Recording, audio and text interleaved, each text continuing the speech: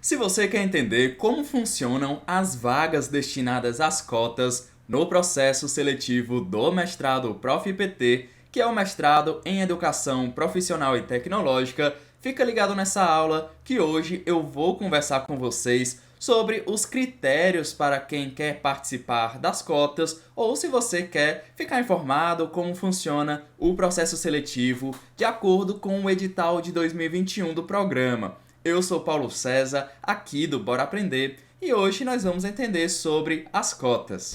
Primeiro, para a gente entender melhor como é que funciona, vamos entender algumas nomenclaturas que são trazidas lá no edital, lá nos anexos do edital, onde mostra cada instituição e quais são as vagas que elas ofertam. Então nós vamos ter PCD, que são pessoas com deficiência, PPI, pretos, pardos e indígenas, PPI-QT, que é pretos, pardos, indígenas, quilombolas e pessoas trans.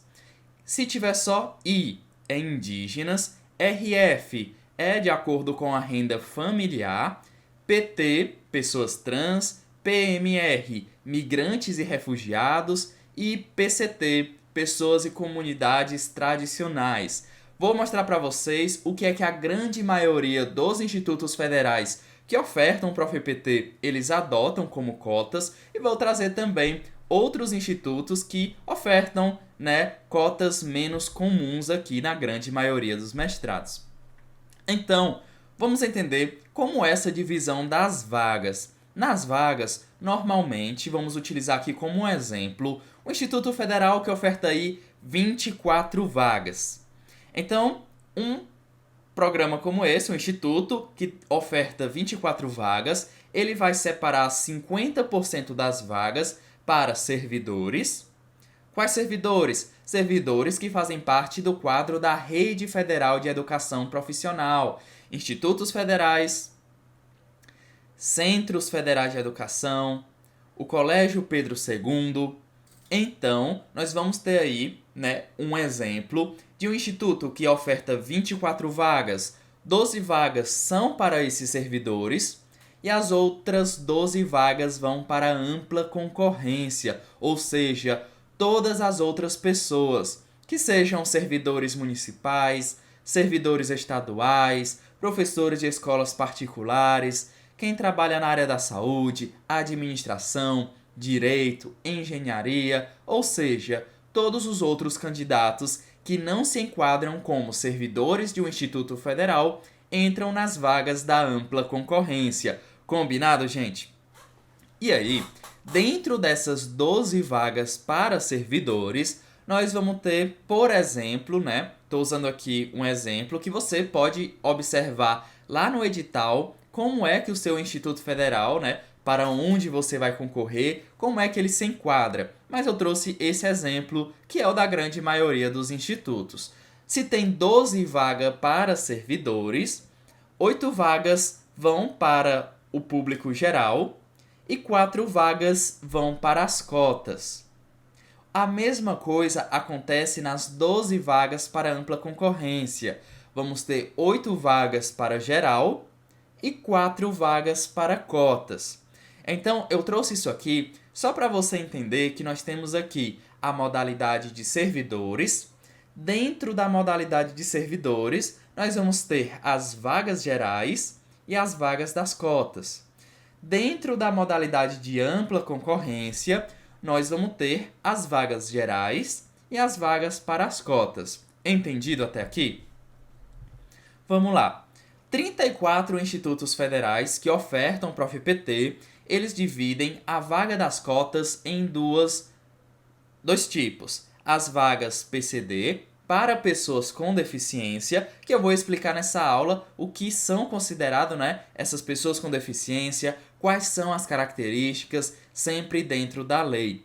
E aí, as vagas PPI, pretos, pardos e indígenas. E aí, 34 dos 40 institutos federais, eles têm vagas reservadas para PCD e PPI, certo? Alguns institutos federais, no caso 4, vão ofertar para pessoa com deficiência, para indígena, de forma separada, e para preto e pardo. E alguns institutos, que no caso aqui é o Instituto Federal do Paraná, campus Curitiba, e Instituto Federal da Bahia, campus Salvador, eles vão ter algumas vagas para cotas de forma muito específica. Eles vão trazer uma vaga para PCD, pessoa com deficiência, uma vaga para PPI, preto, pardo ou indígena, uma vaga para RF, renda, né? Faixa de renda, uma vaga para PT, pessoas trans, PMR e PCT, certo? Paulo, que é PMR? Migrantes e refugiados, e PCT, né? Pessoas de comunidades tradicionais. E aí, a mesma coisa para servidor, a mesma coisa para ampla concorrência. Isso no IFPR, tá? E no IFBA, lá no campus Salvador, vai ter outra modalidade de cota. Vocês percebem que dependendo do Instituto Federal, vai ter essa diferença aí com relação às cotas. Vamos lá. Então, no IFBA, no IFBA, nós vamos ter aí para servidores 8 vagas gerais, uma vaga para pessoa com deficiência e 3 vagas para pessoas pretas, pardas, indígenas, quilombolas e trans. E para ampla concorrência, a mesma coisa. Então, muito importante você olhar lá no edital como é que está distribuída essas questões das vagas, tanto para ampla concorrência como para servidor. Nem sempre a cota para servidor vai ser igual à cota para ampla concorrência. Em determinados institutos federais, existe a vaga para PCD para ampla concorrência, mas não tem a vaga PCD para servidor. Então, muito importante lá no edital, você ir lá nos anexos e conferir sobre essa questão das vagas reservadas para cotas. E aí, vamos ver o que é que diz o edital? Primeiro, as cotas obedecem às regras que são definidas em cada uma das instituições associadas. Isso significa que, como cada instituto federal, cada Cefet tem regras próprias, vai ser obedecida às regras próprias de cada instituto. Isso vai ser solicitado quando sair o resultado final, e aí a coordenação de cada instituto desse vai enviar tanto por e-mail ou telefone quais os documentos que serão necessários aí para fazer essa comprovação. Caso o Instituto Federal que você vai concorrer não tenha regras próprias, vai ser utilizado a resolução do IFES, né, que é o Instituto Federal do Espírito Santo, tá bom? Então, na aula de hoje, nós vamos tomar como base essa resolução de outubro de 2017 do Instituto Federal do Espírito Santo. E aí, os candidatos aprovados nas vagas de cotas que são destinadas para a população negra, olha aí, a população negra, ela abrange os pretos e pardos. Se você estava com essa dúvida, agora você sabe. Qual a diferença de negro e preto? A população negra, ela vai abranger pretos e pardos. Paulo, então isso significa que pardo é negro? Sim, de acordo com o IBGE, é. Paulo, então preto é negro? Sim.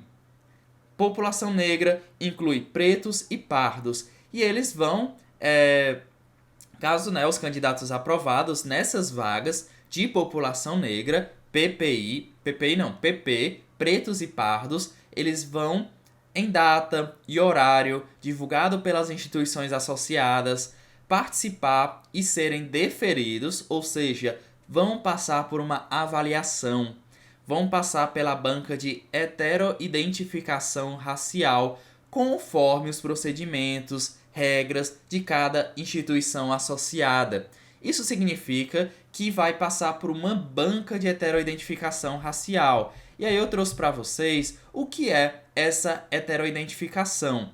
Ela é uma etapa, tá? É uma etapa depois da autodeclaração, que faz parte do processo seletivo para identificar candidatos negros, pretos e pardos, de forma étnico-racial. E aí vai ser feita uma análise das características físicas, fenotípicas desse candidato que se autodeclarou preto ou pardo no ato de inscrição do processo seletivo. Então, se você está pensando em participar pela modalidade das cotas, você na inscrição vai informar, né? Preto, pardo, e na hora da matrícula você vai passar ainda por uma banca de heteroidentificação de acordo com as regras do Instituto Federal ao qual você está prestando o exame.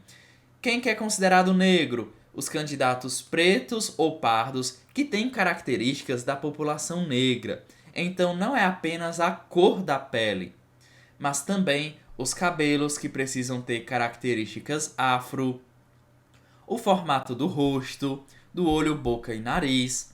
Então, todas essas características, elas vão ser avaliadas pela banca de heteroidentificação, tá certo, gente? Então vamos lá. O que é que diz o edital? Quando não houver uma regulamentação específica no Instituto Federal, numa instituição associada, vai utilizar aí as regras lá do Instituto Federal do Espírito Santo. Outro ponto, também é possível que a banca pode ocorrer aí de maneira remota. Está previsto no edital que existe essa possibilidade. Outro ponto, conforme o regulamento específico de cada instituição associada, podem ocorrer bancas de verificação de outras categorias de cotas existentes, tá? E aí, depende da instituição associada convocar, explicar como é que vai ser o procedimento, os recursos, a divulgação do resultado.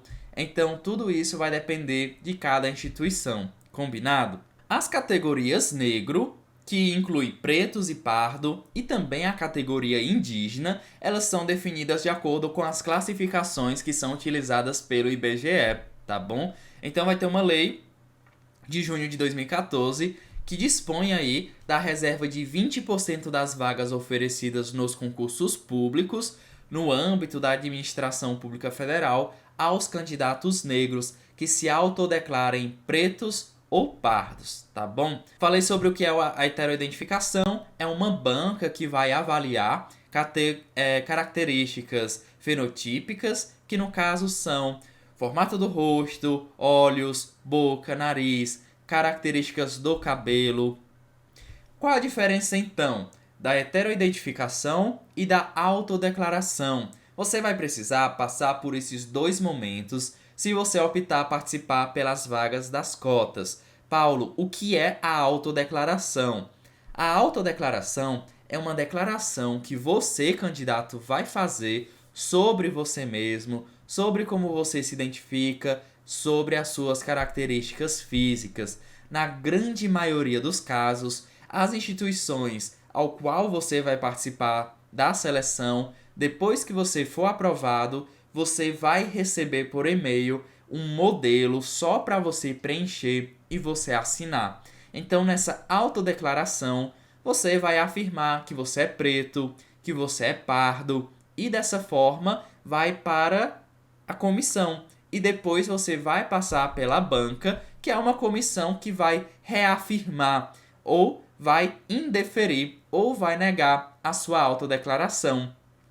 Vamos lá. Se na sua autodeclaração você se afirma como preto, a heteroidentificação vai ser a banca que vai afirmar se você é preto ou não, tá? Então vai fazer isso de acordo com o quê? Com as características da cor, dos cabelos, dos olhos, do nariz, da boca e outras características que possam te caracterizar como preto ou pardo.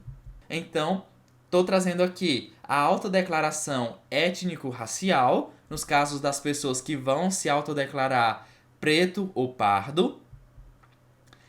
A declaração de pertencimento étnico, para quem vai se declarar indígena, quilombola. Outro ponto, a categoria pessoa com deficiência, ela vai ser definida especificando o tipo de deficiência do candidato, de acordo aí com a Lei de Inclusão da Pessoa com Deficiência do Estatuto da Pessoa com Deficiência. E aí, o decreto de 99, de uma política nacional para a integração da pessoa portadora de deficiência, reserva aí 5% das vagas oferecidas nos concursos públicos para as pessoas com deficiência. Já a pessoa com deficiência vai trazer uma avaliação da deficiência quando necessária.